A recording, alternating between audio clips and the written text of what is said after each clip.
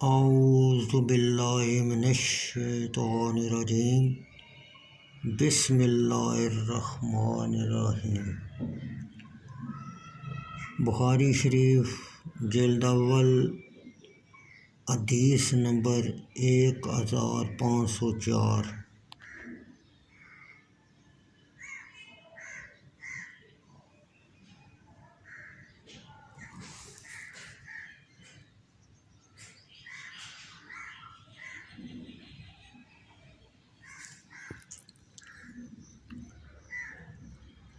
اسلم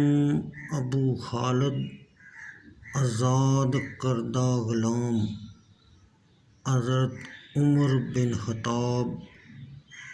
رضی اللہ تعالی عنہ سے روایت ہے کہ حضرت عمر بن خطاب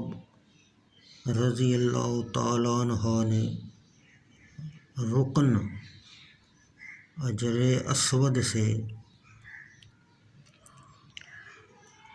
کہا، اللہ کی قسم مجھے یقیناً معلوم ہے تو ایک پتھر ہے،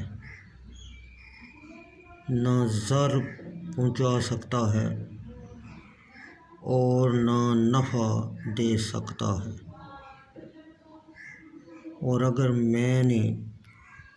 نبی اکرم صلی اللہ علیہ وسلم کو دیکھا نہ ہوتا کہ آپ صلی اللہ علیہ وسلم نے تجھے بوسہ دیا ہے، میں تجھے بوسہ نہ دیتا۔ پھر حضرت عمر رضی اللہ تعالیٰ عنہ نے حجر اسود کو بوسہ دیا، پھر کہا ہمیں رمل کی کیا حاجت ہے، رمل کے ساتھ تو ہم صرف مشرکوں کو قوت دکھائی تھی، اور تحقیق ان کو اللہ تعالیٰ نے تباہ و برباد کر دیا ہے۔ پھر کہا رمل یہ ایک ایسی چیز ہے جس کو نبی مکرم صلی اللہ علیہ وسلم نے کیا ہے، لہذا آپ صلی اللہ علیہ وسلم کی تباہ کرتے ہوئے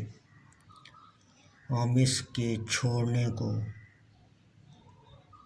پسند نہیں کرتے۔